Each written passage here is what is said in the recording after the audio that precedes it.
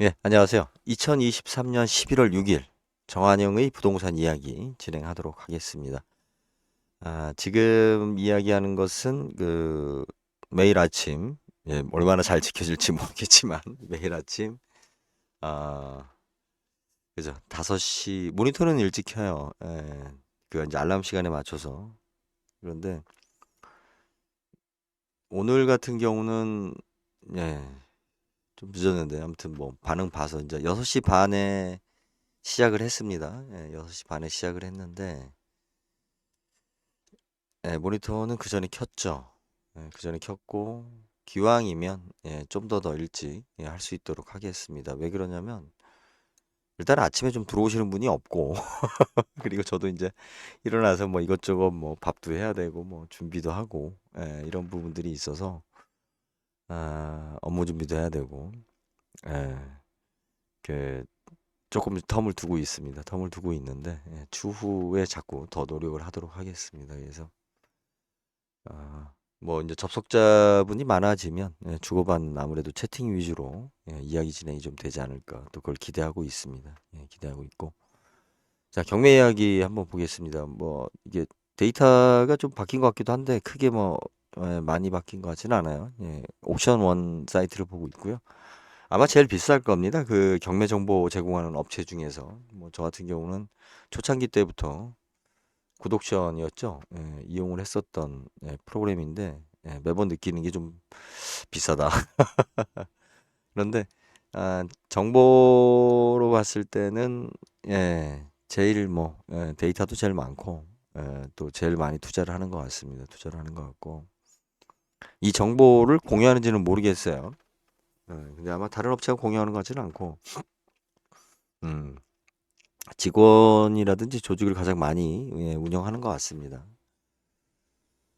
자, 뭐 다른 질문이나 뭐 요청이 있으면 예, 좀 적어야겠는데 지금은 아무래도 옥션원에서 제공하는 그 이제 스토리거리 뭐 매각 결과라든지 추천 물건이라든지 아니면 그냥 무작위로 예, 찍어서 예, 보는 식으로 좀 진행을 하도록 하겠습니다. 이게 어떻게 보면은 그 저기 뭐야 게임 하는 온라인에서 게임 중계하듯이 뭐 몇 시간 동안 예, 계속 경매 물건 보면서 이야기할 수도 있겠죠. 예, 그런데 아, 아직은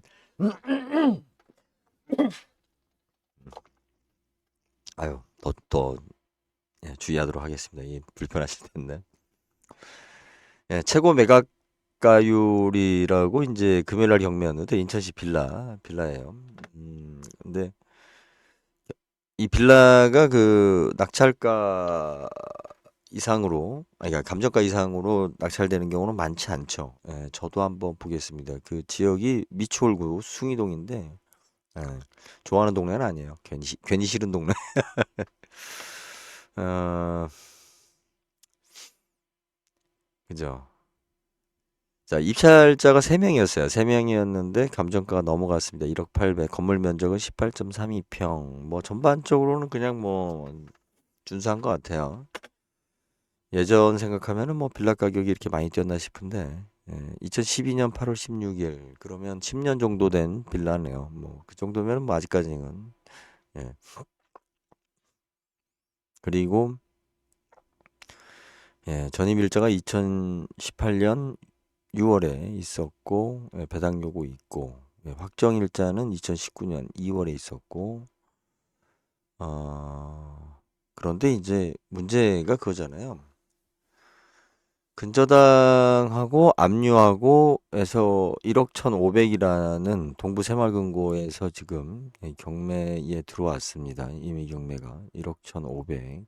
그러면 그죠? 뭐 이자까지 해가지고 1억 빌려주고 한 설정 금액을 한 30%더 잡은 것 같은데요. 네. 대부업이 1억이 들어와 있네요. 그죠? 준호 에셋 대부업. 참 대부업 많이 들어와 있네요. 항상 이야기하지만 채권자 중에 대부업이라든지 대부업 비슷한 금융업이 들어와 있을 때는 요거는 조금 경계를 할 필요가 있다. 이야기를 좀 드렸고 사례 분석 예상가가 쭉 있고 그럼에도 불구하고 낙찰 가격이 더 높았어요. 뭘까? 그죠?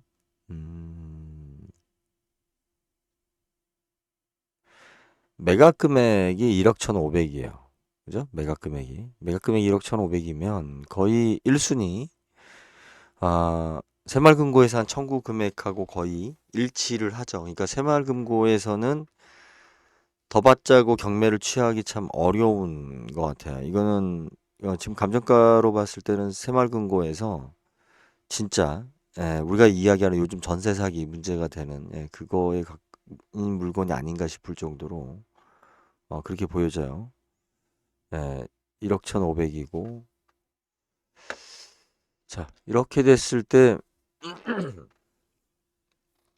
전입일자가 2018년 6월이었는데 확정일자는 2019년도에 잡았어요. 2019년도에 그죠?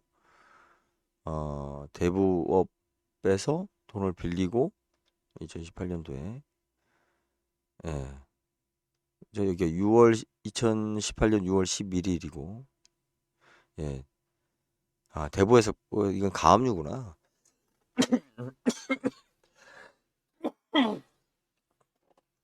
아유, 이러면 안 되는데 오늘 왜 이러지? 예. 가압류니까 뭐 이 부동산하고는 상관이 없는 거였고 어찌됐든 지금 이 상태가 되니까 2018년 10월 10일 날 가압류가 들어왔고 그 전에 전입일이 있고 보증금이 5천입니다.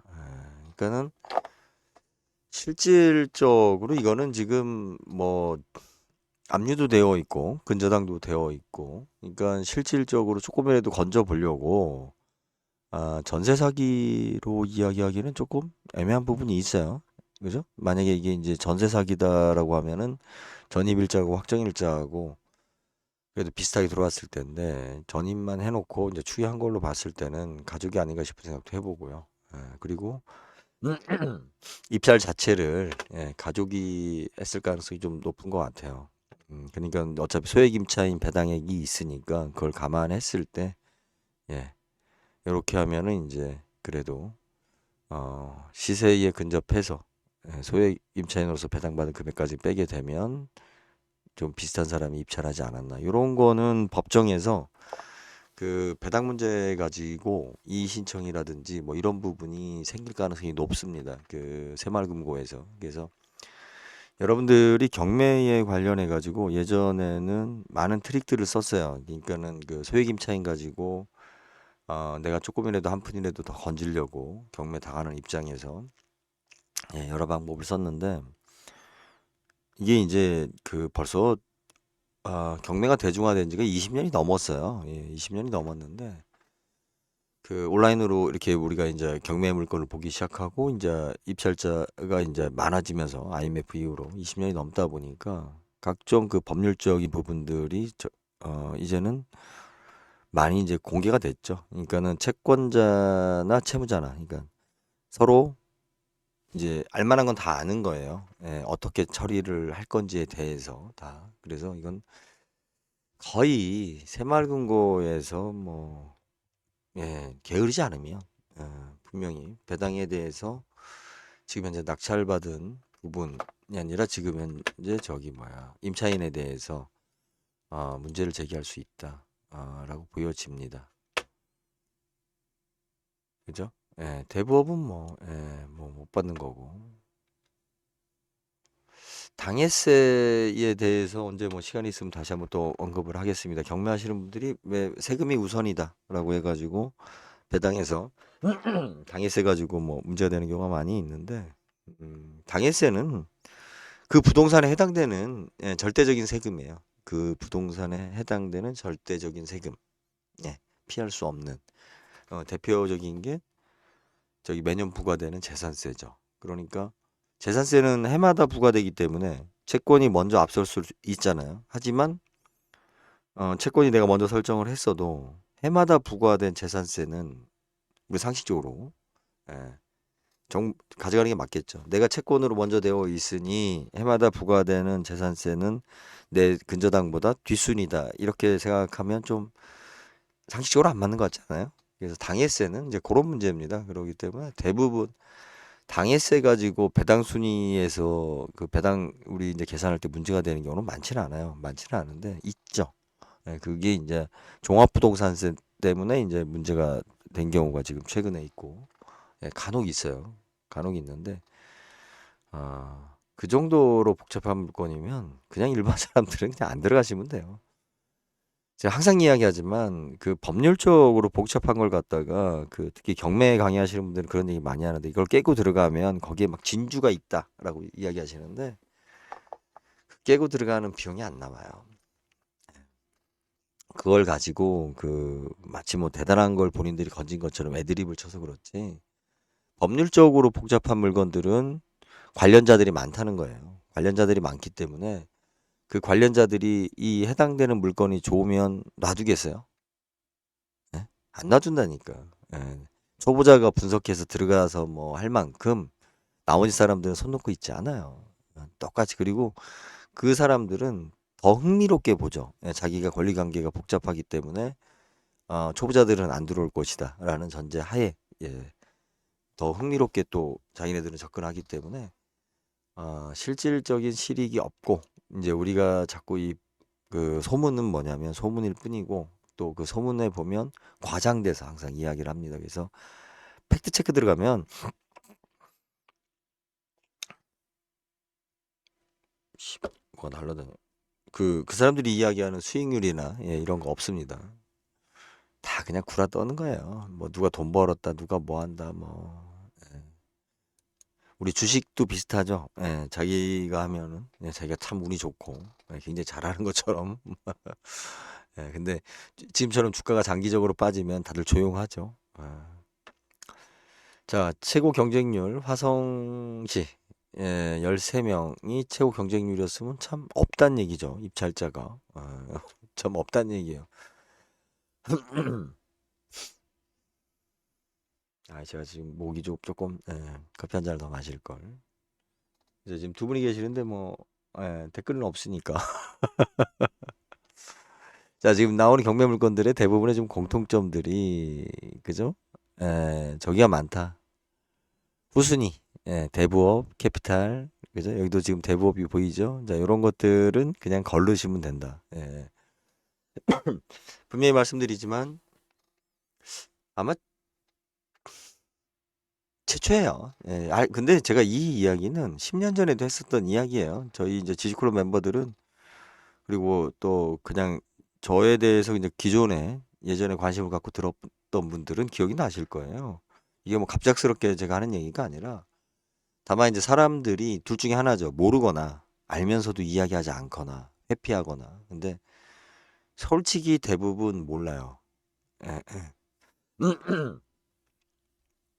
그러니까 뭐냐면은 그 경맹에 대해서 제가 강조하는 거, 우리 저 채권자를 보고 읽어야 돼요. 예, 채무자를 자꾸 보면서 뭐 권리 분석을 많이 이렇게 집중을 하는데, 아니요, 채권자를 봐야 됩니다. 채권자를 봐야만이 이 경매가 취하될 건지 진행될 건지, 그리고 왜 이 사람들이 이 물건 가지고 돈을 빌려줬는지, 그래서 평가를 어느 정도 하고 있는 거고, 돈을 빌려준 후로 이 채권자들이 어떻게 할 건지. 개인들은 잘 모르죠. 채권자가 개인인 경우는. 그렇지 않겠어요? 뭐 이 사람이 뭐 가족인지 뭐 애인인지 뭐, 예, 어떤 관계인지 잘 알 수가 없죠. 하지만 우리가 그 법인, 예, 특히 이제 뭐 저축은행, 무슨 대부, 무슨 캐피탈, 얘네들은 저축은행 정도면은 뭐, 예, 적당히 발라먹는 애들이고, 예, 대부업이 들어와 있다 그러면은 하여튼 뭐, 예, 뼈까지 아주, 예, 갈아서 먹으려고 하는 애들이기 때문에 굉장히 적극적으로 움직이죠. 예, 그래서 어, 일단은 여러분들이 딱 마음에 크게 들지 않는 이상은, 예, 그냥 이거 할까 말까 뭐 이렇게 생각하는 물건들 중에 대부업이 들어가 있다 그러면 그냥 걸으시면 편하다. 예, 대부분 그래요. 예, 여기도 지금 보면 이제 대부업이 들어가 있죠. 그리고 확정일자가 2021년 11월 되어 있고, 지금 보증금 3천에 월 60. 그러니까 소액 임차인이라고 해서 뭐 이제 일부분, 이 전액이 아니라 일부분 이제 우선 배당을 받는다는 건데, 11월 3일, 11월 26일, 그죠? 그러고 나서 지금 예, 딱 2년 전세가 끝나자마자 이제 되어 있어요. 근데 2021년이에요. 2021년에 저축은행 들어왔죠. 대부업이 2월 22일 날 근저당이 들어왔어요.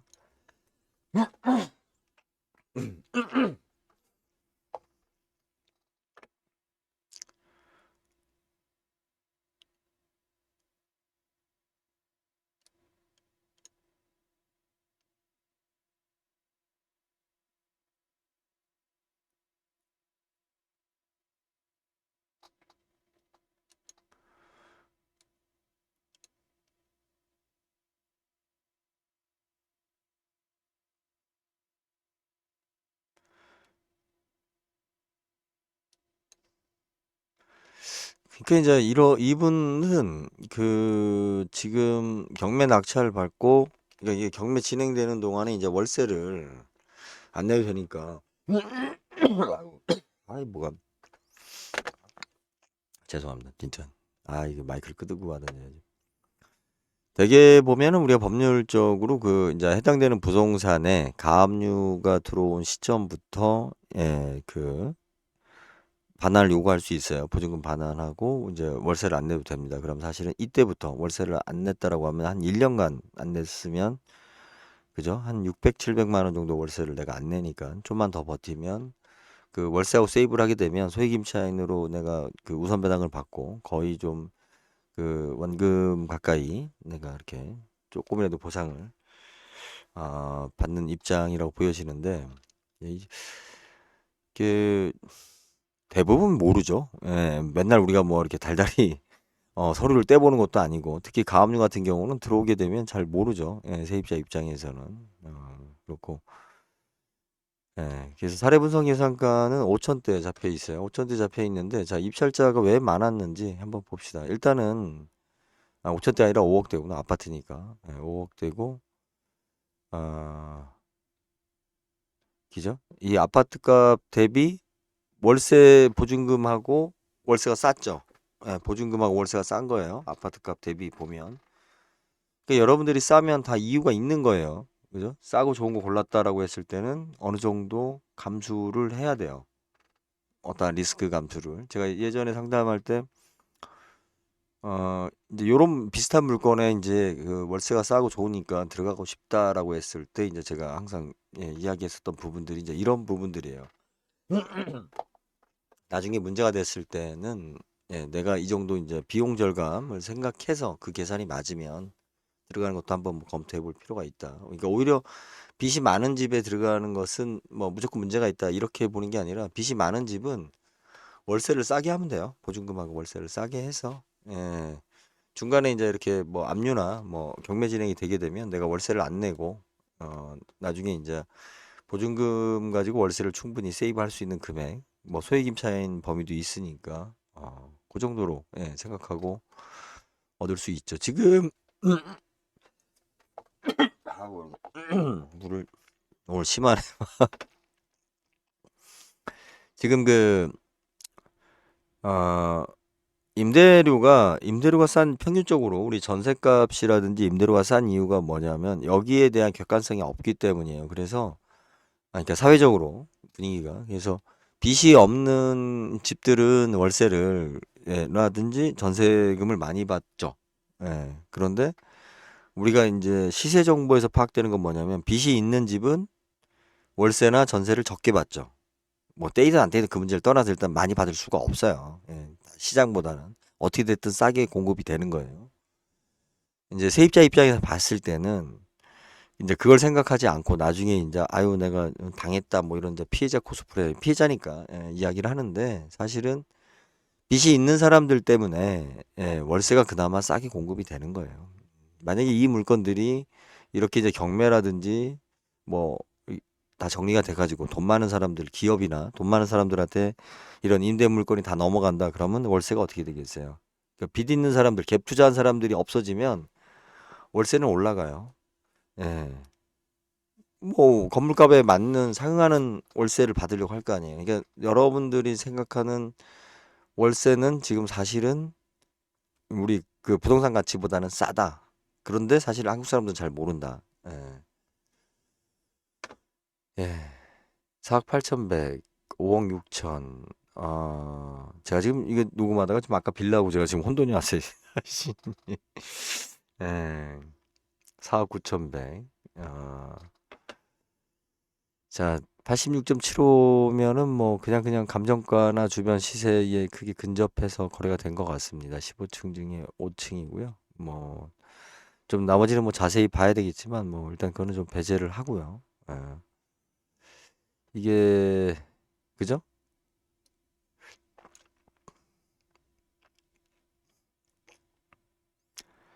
처음에 이제 2억 8,500을 빌려줄 때 예. 그러면 뭐 이 사람은 지금 현재 깡통이 아니라 경매에서 넘어갔다라고 하더라도 사실은 자기가 집값에 들어간 돈은 다 지금 예, 대출로 다 뺀 거죠. 예. 집은 안 팔리는 대신에 대출로 다 뺀 거죠. 이게 이제 이런 저축은행이나 대부 업으로 이제 부실채권으로 넘어가겠죠. 그 자체가 참 예, 특히 이제 저축은행이 예, 어쩔 수 없어요.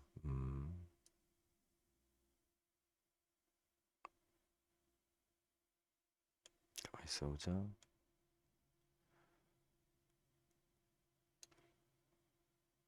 전세 매매 7억 1,800까지 있네요. 평균 6억 5천, 5억 9,400. 요 면적은 7억 1,800까지. 국토 예. 자, 이게 언제예요? 2018년부터 2023년까지. 아,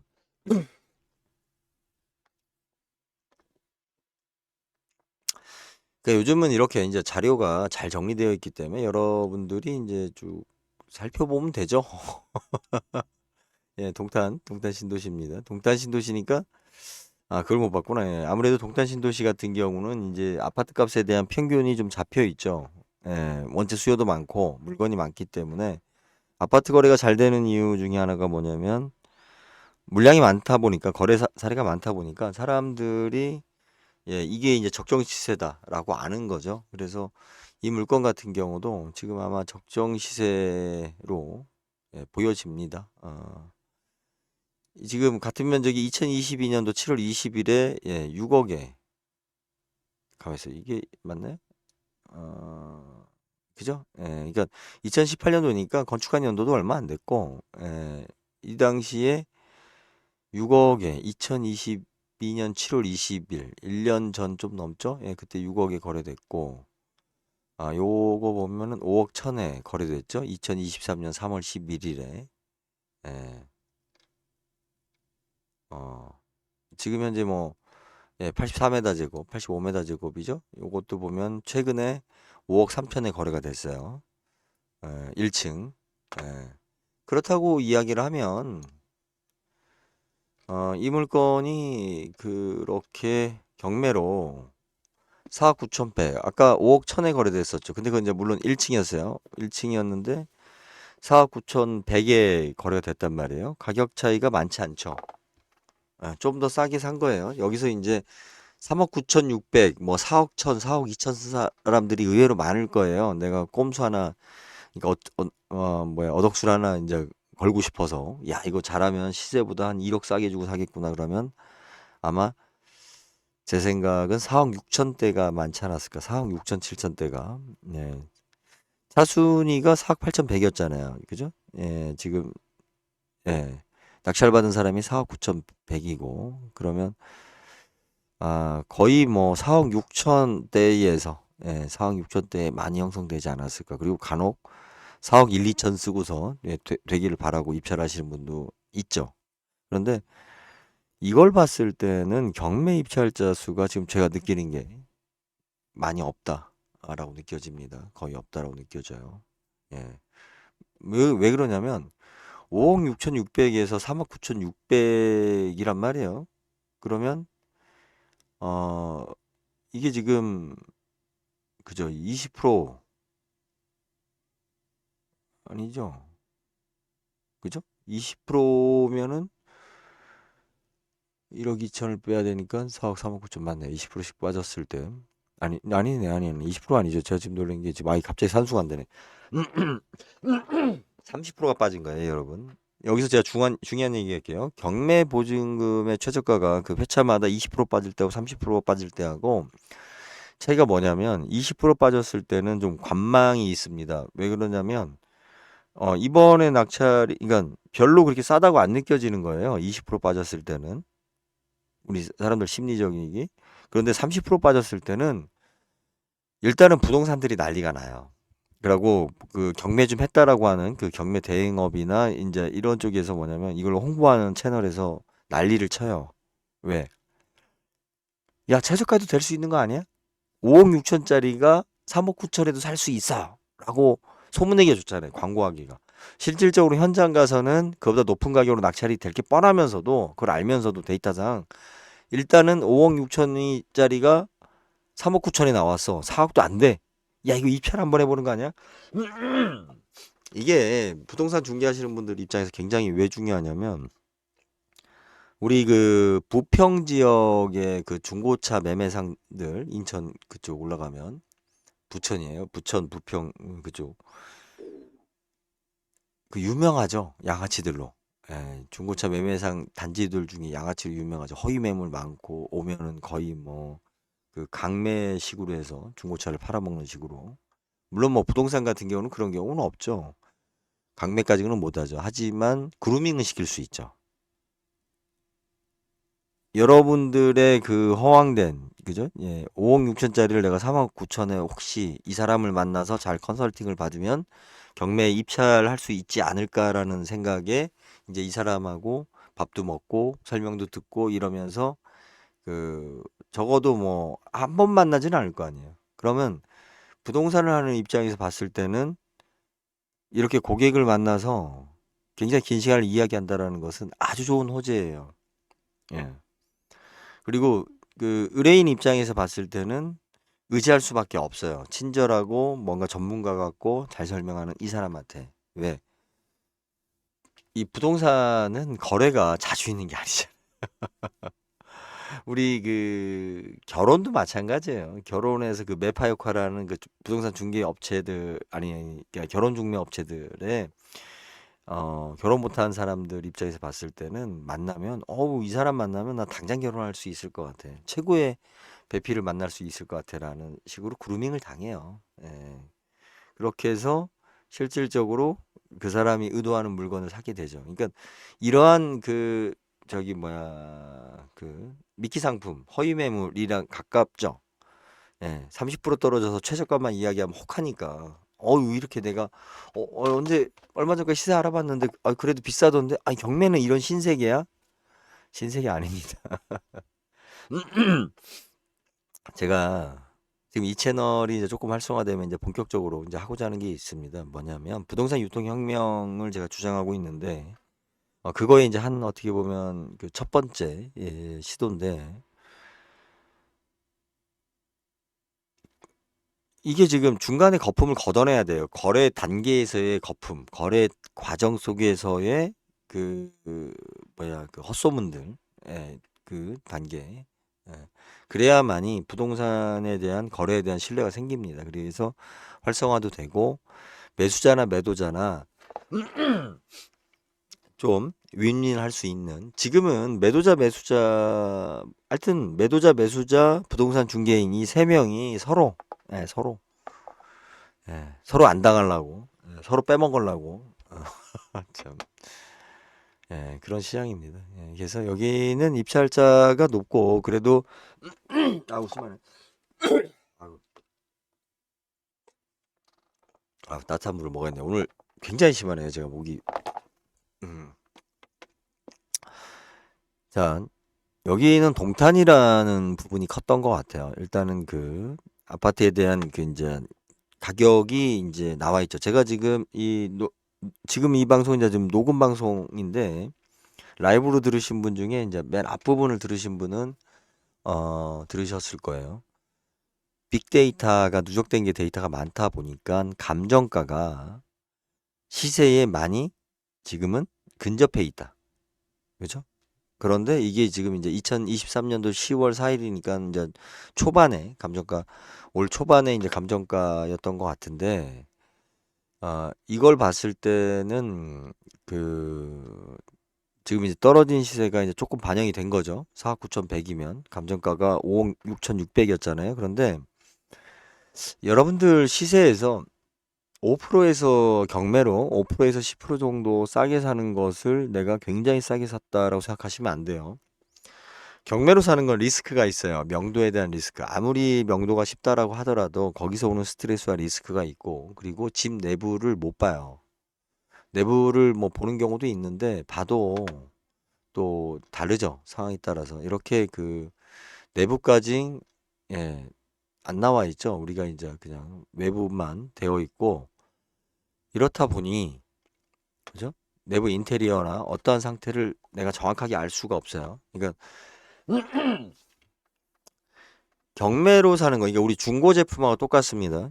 전자 제품을 내가 샀을 때는 이거 100만 원 주고 샀어요. 아주 깨끗하게 썼습니다. 진짜 뭐 생활 기스밖에 없어요. 그거는 판매자의 주장일 뿐이에요.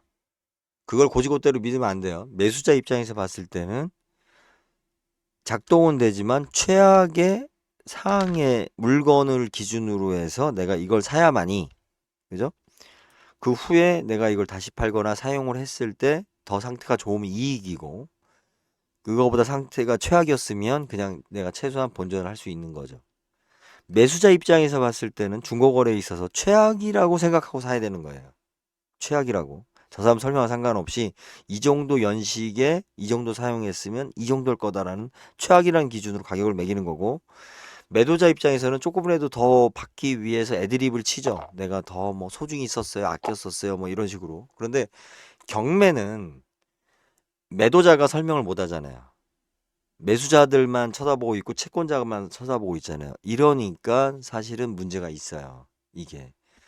매도자나 채권자가 이 물건에 대해서 좀 더 적극적으로 설명을 하고 우리가 그죠? 이 물건이 좀 더 당신이 경매로 사게 되면 내가 명도를 좀 더 원활하게 해드리겠다. 그리고 우리 집 상태가 이렇다. 그리고 뭐 장단점이 뭐냐 이게 좀 더 매도자가 그러니까는 채무자가 설명을 하거나 채권자가 설명을 하면 가격이 좀 더 올라갈 수 있죠. 그런데 그걸 모르기 때문에 우리가 진짜 시세에 무조건 일단 5% 빼고 들어가는 거예요. 그리고 그러니까 5% 이하로 무조건 빼야 되는 거예요. 경매로 감정가로 나왔을 때 우리 이제 기본적인 그 룰이에요. 그냥 형태인데. 그리고 또 하나 뭐냐면 경매로 살 때는 내가 잔금위를 조절할 수가 없어요. 그죠? 우리 개인들은 내가 보증금을 받고 은행 대출도 받고 이렇게 얼마를 먼저 줄게요. 나중에 또 이렇게 해서 좀 날짜를 맞춥시다. 자, 이러한 부분이 있잖아요. 근데 경매는 그게 안 돼요. 그 리스크가 있어요. 그러다 보니까 무조건 시세보다 일방적으로 낮추는 거예요. 그렇게 해서 경매로 들어가야만이 내가 최소한의 만족이 되고 그거보다 내가 생각했었던 최악인 경우보다 좋으면 좋은 거 건진 거죠. 자체가. 제가 부동산 유통혁명 이야기하면서 지금 이 채널을 열은 이제 가장 큰 목적 중에 하나 그거예요. 그 내가 경매를 당하는 입장에서 내 물건을 설명한다라는 것은 상당히 어려운 일이에요. 쪽팔리기도 하고 불편하고 이제 저는 이제 그걸 제가 지금 이제 시도를 해보려고 하는 건데 그리고 채권자 입장에서도 그래요. 근데 채권자 입장에서는 좀 더 적극적으로 그죠? 이 물건이 조금 더 가격을 더 받을 수 있는 상태가 되어야만이 사실은 채권자 채무자한테 다 유리한 거예요. 그러면 경매로 사는 사람은 불리한 거 아니냐? 그게 아니에요. 경매로 사는 사람도 내가 알 수 없는 리스크를 줄이면, 그죠? 결국 이 경매 시장도 신뢰 문제예요. 서로 신용 문제라고요. 내가 알 수 있는 리스크를 줄이면 내가 원하는 물건을 시세보다 조금 더 좋은 조건으로 살 수 있는 거죠. 그죠? 정확하게 파악하고. 근데 우리가 이런 서로 불안감 가지고 빠져 있기 때문에, 그러니까 이 경매로 나오는 물건에 대한 신뢰는 매수자나 매도자나 없어요. 유일한 신뢰는 뭐냐면 이건 절차대로 갑니다라는 법원의 신뢰만 있는 거지. 자, 요 이야기는 뭐 나중에 제가 좀 더 정리를 해서 하도록 하겠습니다. 그래서 이렇게 동탄 지역 같은 경우는 큰 시세에서 변화가 없다. 그래서 여러분들이 그 자꾸 보면 조금 배운 사람들이 자꾸 아는 척 하려고 막 이것저것 갖다가 막 이야기하는데, 우리가 이게 지방의 나홀로 아파트다 그럼 얘기가 완전 달라져요. 우리가 판단하는 기준이. 그런데 동탄 같이 비슷한 연식의 아파트가 널려 있고 거기에 인구가 충분한 지역 같은 경우는 큰 데이터에서 전혀 바뀌지 않는다. 그래서 이런 지역에 내가 최저가로 뭐 입찰할 생각은 아예 할 필요도 없고, 그 시세보다 월등히 낮은 시세로 내가 낙찰 받을 가능성이 있다 생각할 필요 없습니다. 조금 운 좋으면 싸다. 조금 운 좋으면 싸다. 이 정도로 생각하셔야 돼요. 거래가 많은 물건은 그런 그 요행수가 안 통합니다. 우리가 골동품이라든지 뭐 이런 거는 요행수가 있죠. 왜? 그거는 가격의 기준이 없어요. 그리고 거래 건수가 별로 없어요. 쇼를 많이 하는 물건이기 때문에 뭐 나중에 신문이나 그러니까 언론에 보도되는 거 보면 참 뭐 별의별 일들이 다 있죠. 골동품 가지고. 하지만 아니 지금 시중에서 파는 갤럭시 그 휴대폰이 지금 새 거가 얼마에 팔리고 있는데, 예? 뭐 중고로 지랄 떨어봤자 가격 정해져 있는 거잖아요. 그죠? 현대에서 지금 중고차 판매할 때 있어서 그 뭐 제네시스인가 하고 몇 가지 모델 이제 중고차 시장 진출하면서 자기네들이 보증하는 차다 뭐 이런 식으로 이야기를 하면서 파는데, 걔네들이 왜 그걸 하겠어요? 5년 이내 물건인가? 음? 편한 거예요. 가장 시대 파악도 쉽고 뭐 알 때 가장 대중적인 거고 뻔한 물건인 거예요. 뻔한 물건. 예.